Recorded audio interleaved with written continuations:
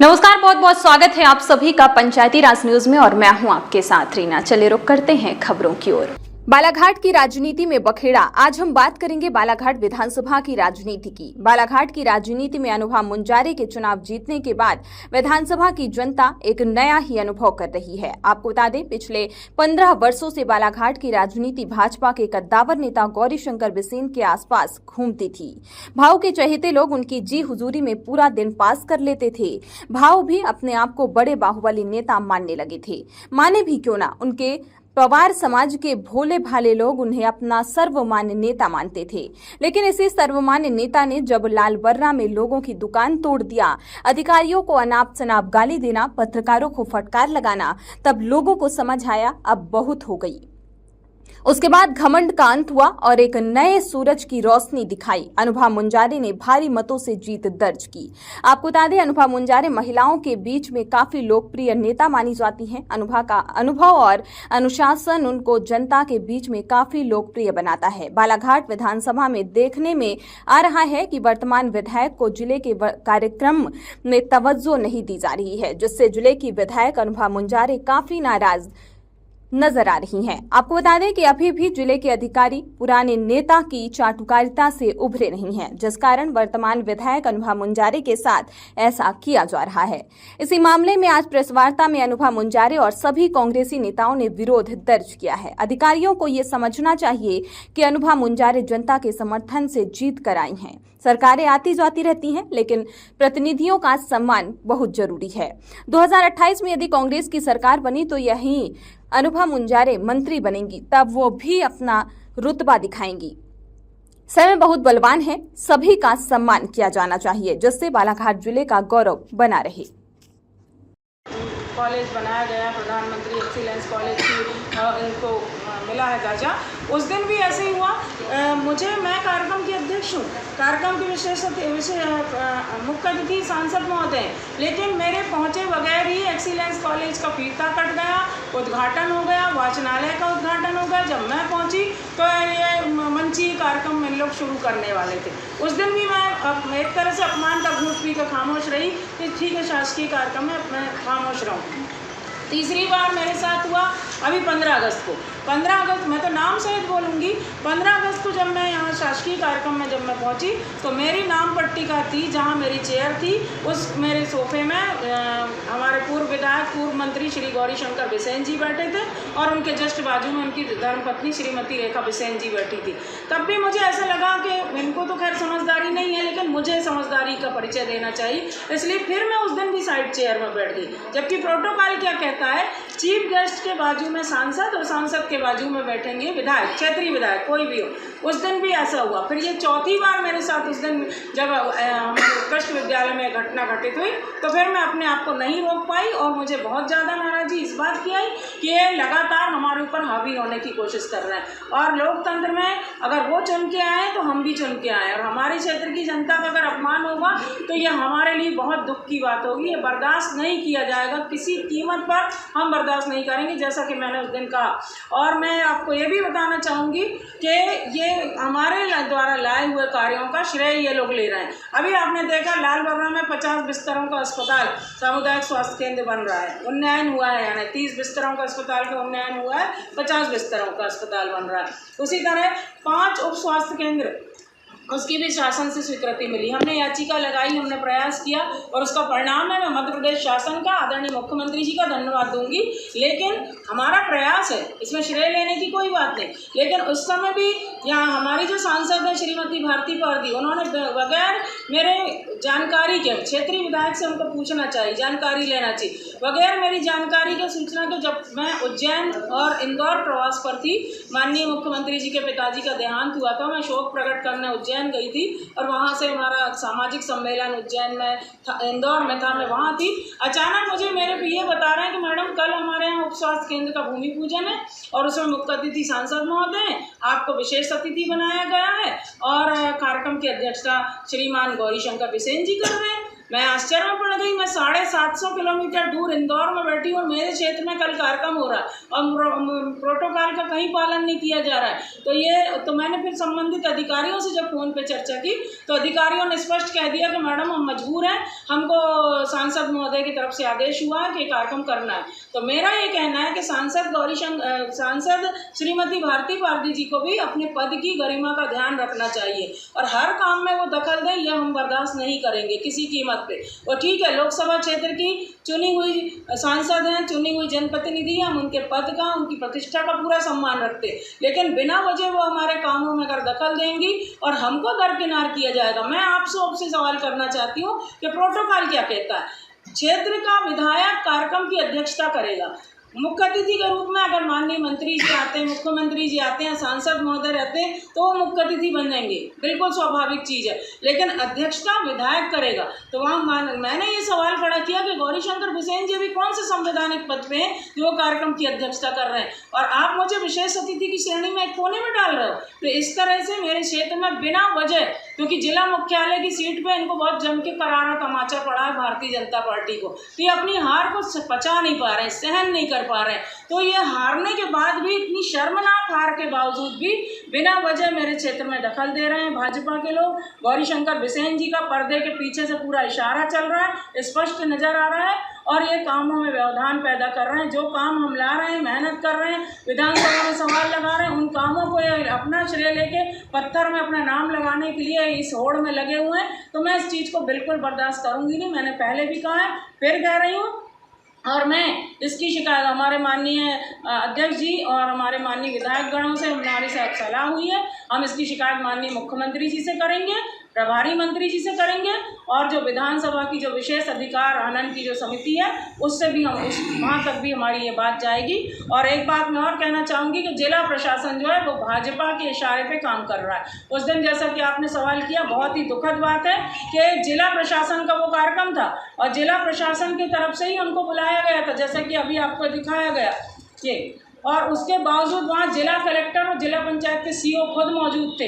इतनी अप्रिय स्थिति हो जाने के बाद भी जिला कलेक्टर ने एक भी संज्ञान नहीं लिया इस गंभीर सवाल पर, ना जिला पंचायत के सीओ ने कोई संज्ञान लिया, ना वो अपनी कुर्सी छोड़ के खड़े हुए, ना उन्होंने जानने की कोशिश की कि एक विधायक, एक जनता का चुना हुआ जनप्रतिनिधि और उसके बाद एक महिला, एक तरफ आप महिला सशक्तिकरण की बात करते हैं, बेटी बचाओ अभियान चलाने की बात करते हैं, कहीं दूर दराज में किसी महिला बहन के साथ घटना हो जाए तो बड़ा भारी ड्रामेबाजी करने लगते हैं, और यहाँ जो जिले की एकमात्र महिला विधायक चुनकर आई उसका सरेआम अपमान आप कर रहे हैं और आप खड़े होकर अपनी यानी खेद भी व्यक्त नहीं कर रहे कि मैडम जो कुछ भी हुआ आप उसके लिए अब हमारे गलती हो गई है, आप बैठे स्थान ग्रहण करें।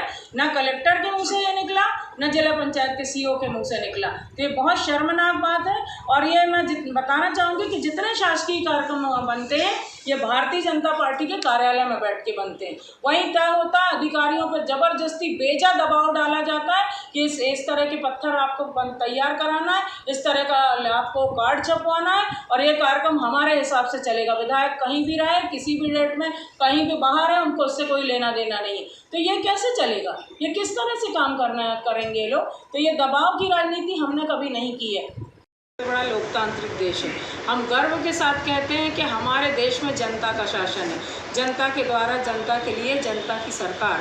ये एक बहुत शानदार परिकल्पना या अवधारणा जो है वो कहना चाहिए कि हम लोग उसको प्रत्यक्ष देखते हैं, लेकिन हो ये रहा है कि आज़ाद भारत में लोकतंत्र पे नौकरशाही हावी होती चली जा रही है, लगातार देखते चले आ रहे हैं हम लोग। तो मेरा भी यही सवाल है कि क्या इसीलिए हमारे वीर क्रांतिकारियों ने, वीर शहीदों ने अपने प्राणों का बलिदान दिया था कि भारत देश तो आज़ाद हो गया, लेकिन लोकतंत्र स्थापित होने के बाद भी, संवैधानिक व्यवस्था हमको मिलने के बाद भी हमारे लोकतंत्र के अधिकार जो हैं आज भी छटपटा रहे हैं, अपने अधिकारों के लिए परेशान हो रहे हैं। और इसका जीता जागता उदाहरण आपने देखा कि परसों के दिन 2 तारीख को महात्मा गांधी जी की जयंती थी, हमारे लाल बहादुर शास्त्री जी की जयंती थी। और उस दिन जो यहाँ पर कार्यक्रम हुआ उत्कृष्ट विद्यालय में मिलेट्स का, उस कार्यक्रम की जैसा कि हमारे माननीय अध्यक्ष महोदय संजय उइके जी जो बैया के वरिष्ठ विधायक भी हैं, हमारे बीच में विवेक पटेल जी जो वारासिवनी क्षेत्र से हमारे बीच में आए विधायक महोदय, तो आपने देखा कि वो कार्यक्रम सभी जगह था, जिला स्तरीय कार्यक्रम था। और मुझे विधिवत उसकी सूचना दी गई थी, 11 बजे समय दिया गया था। और चूंकि मैं भोपाल में थी, भोपाल से मैं उसी दिन सुबह में आई राजधानी एक्सप्रेस से, और बहुत जल्दी मैं समय मिलाकर 11:05 में जब मैं पहुंची उत्कृष्ट विद्यालय में, तो वहाँ पर सबसे ज़्यादा शर्मनाक स्थिति तो ये लगी कि गेट पर कोई भी नहीं था, कि कोई एक सामान्य कर्मचारी भी नहीं था जो आए हुए अतिथियों का स्वागत करेगा, उनको सम्मान सहित अंदर लेकर जाए। एक चीज़ तो मुझे वहाँ आखिरी। दूसरी बात, जब मैंने संबंधित अधिकारी को, जब मेरे जो पीए हैं उनको भेजकर जब बुलवाया, तो उन्होंने अपनी असमर्थता दिखा दी। मैंने कहा कार्यक्रम कैसे चालू हो गया, तो बोले I am very sorry madam. मैंने फिर उनको से कहा भी कि सॉरी वॉरी नहीं चलता, ये कार्यक्रम आपने समय के पहले किसके कहने पे चालू कर लिया और क्यों कर लिए, तो वो कुछ कह नहीं पाए। तो इससे साफ समझ में आ रहा था कि सत्ताधारी लोगों का पूरा दबाव था, इसलिए वो समझ में आया मुझे। फिर मैं जब अंदर गई तो बहुत ही कहना चाहिए आपत्तिजनक बात है, मैं अनुभव मुंजारे की व्यक्तिगत बात नहीं कर रही। अनुभव मुंजारे एक सामान्य व्यक्ति है, ठीक है, लेकिन अनुभव मुंजारे एक चुनी हुई जनप्रतिनिधि है, पूरे क्षेत्र का, बालाघाट विधानसभा क्षेत्र का मध्य प्रदेश विधानसभा में प्रतिनिधित्व करने के लिए पहुंची है जनता के आशीर्वाद से। तो वो तो जनता के सम्मान की बात कर रही है ना। वहाँ पर जब मैं देख रही हूँ तो फ्रंट लाइन में सारे के सारे जनप्रतिनिधियों के साथ साथ सारे भाजपा के लोग बैठे हुए थे, जो आज की तारीख में कुछ भी नहीं है, जिनके पास ना कोई पद है, ना कोई वो चुनाव में कोई उनकी भूमिका है, ना कुछ नहीं है, वो सारे कब्जा किए हुए बैठे। एसडीएम मुझे बिल्कुल मजबूर हालात में नजर आ रहे हैं, उनको समझ नहीं आ रहा कि मैं भाजपा के किस कार्यकर्ता को हटाऊं। उनको तो ऐसा लगा था मधुमक्खी के छत्ते में कहीं हाथ लगाऊंगा तो डंक ना मार दें, ये स्थिति थी। तो मुझे देख के 2 महिलाएं खड़ी हुई, उनको लगा कि शायद हम थोड़ा सम्मान दे दें। तो मैंने कहा आप क्यों उठेंगे, आप भी वीआईपी हो, जब ये सारे वीआईपी, आप भी वीआईपी, आप क्यों उठेंगे, आप बैठिए। और मुझे फिर साइड में प्लास्टिक चेयर लगा के बैठना पड़ी, आपने जैसे कि देखा। तो ये एक तरह से मेरा नहीं, मेरे क्षेत्र की जनता का, लोकतंत्र का अपमान है। और इसी बात से मैंने नाराजगी व्यक्त की। एक तो समय के पूर्व आपने कार्यक्रम शुरू कर लिया, और ये लगातार 4थी बार मेरे साथ हुआ है। जैसे ही निर्वाचन हमारा हुआ, पहला जब राष्ट्रीय पर्व आया 26 जनवरी, तब भी मैं जब स्टेडियम पहुंची, वहाँ पे हमारी कुर्सियों का अता पता नहीं था, हमारी नाम पट्टी का कहीं रखी हुई थी, हमारी कुर्सियों में बैठे थे पूरे भाजपा के लोग। मजबूरन, क्योंकि राष्ट्रीय कार्यक्रम था, उसमें किसी तरह व्यवधान ना आए करके मैंने सम्मान रखते हुए राष्ट्रीय कार्यक्रम को मैं किनारे की चेयर में जाके उस दिन भी मैं खामोशी से बैठ गई। है बालाघाट से हमारी भाभी श्रीमती अनुभव मुंजारे जी विधायक हैं, जब उस कार्यक्रम में पहुंचती हैं तो कार्यक्रम पहले प्रारंभ हो चुका होता है। उस पर वो नाराज़गी जताती हैं कि आपने हमको जब 11 बजे का समय दिया तो 11 बजे कार्यक्रम प्रारंभ किया जाना चाहिए था, पहले कार्यक्रम कर लिए। फिर दूसरी बात, जब वो पहुंची तो उनको सम्मानपूर्वक, चूँकि अतिथि हैं, क्षेत्र से विधायक हैं, तो सम्मानपूर्वक उनको उचित स्थान देकर बिठाया जाना था। प्रोटोकॉल है, मध्य प्रदेश शासन ने प्रोटोकॉल जारी किया हुआ है। प्रोटोकॉल में एक विधायक चीफ सेक्रेटरी से ऊपर होता है, तो प्रोटोकॉल के तहत उनको मंच में समुचित स्थान दिया जाना चाहिए था, जो शासन के निर्देश हैं, आदेश हैं। तो उनको सम्मानपूर्वक बैठाया जाना चाहिए था। ना बैठाते हुए जिला प्रशासन उनको एक तरफ कुर्सी लगा के बिठाला जा रहा था जिला प्रशासन के द्वारा। तो इस तरह का कृत्य जिला प्रशासन द्वारा ये पहली बार नहीं किया जा रहा है, ये बार बार दोहराया जाता है। विधानसभा चुनाव के पहले हमारे क्षेत्र में भी इसी तरह का विकास यात्रा सरकार ने निकाला। चूँकि सरकारी कार्यक्रम है, सरकार ने निकाला, सरकारी कार्यक्रम है, तो सरकारी कार्यक्रम में जब गांव-गांव जा रहे हैं, ग्राम पंचायत स्तर पे आप कार्यक्रम को लेकर जा रहे हैं, तो वहाँ सरपंच रहता है, बीडीसी रहता है, जो निर्वाचित, किसी भी दल से निर्वाचित हुआ हो, सरपंच है, बीडीसी है, जिला पंचायत सदस्य, विधायक है, और भी जनप्रतिनिधि हैं जो निर्वाचित होते हैं। तो उस कार्यक्रम में उनको अतिथि के रूप में बुलाया जाना चाहिए। उनको अतिथि के रूप में ना बुलाकर एक सत्ताधारी दल के एक कार्यकर्ता को अतिथि के रूप में बुलाकर शासकीय कार्यक्रम कराया जाता है। ये बार बार इस तरह से जिला प्रशासन द्वारा कृत किया जा रहा है। हमको तो लगता है कि जिला प्रशासन को, जो सत्ताधारी दल है, उसका झंडा लेके घूमना चाहिए।